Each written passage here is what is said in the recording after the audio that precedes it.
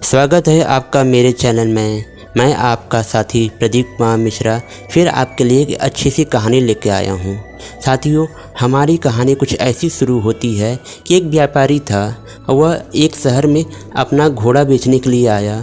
उस घोड़े को खरीदने के लिए एक आदमी आया और उस आदमी ने उस व्यापारी से उस घोड़े के बारे में बहुत सी बातें पूछने लगा।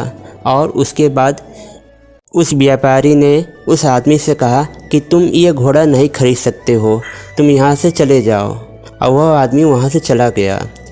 उसके बाद थोड़ी देर बाद एक आदमी फिर आया और उसने जो है उस घोड़े को देखा और पहली नज़र में ही उसे पसंद आ गया। और उसने कहा व्यापारी से, यह घोड़ा कितने रुपए का है? तो उस व्यापारी ने मुस्कुराया और घोड़े का दाम बताया। और उस लड़के ने तुरंत जो है उस घोड़े का दाम दिया और घोड़ा सहला के उसके बाद उसे बैठ के चला गया। यह सारी प्रक्रिया उस व्यापारी के साथ में जो एक आदमी था वह देख रहा था। और उसके बाद वह व्यापारी से पूछा कि तुमने पहले व्यापारी को घोड़ा नहीं दिया और कहा तुम इसके नहीं खरीद सकते हो, और दूसरे को दे दिया।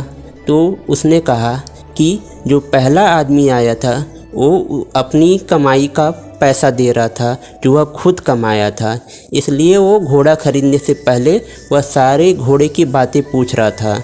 और इस घोड़े में कमी थी, मैं जानता था कि वह कमी तुरंत पहचान जाएगा और उसके बाद वह घोड़ा नहीं खरीदेगा, इसलिए मैंने पहले से ही मना कर दिया।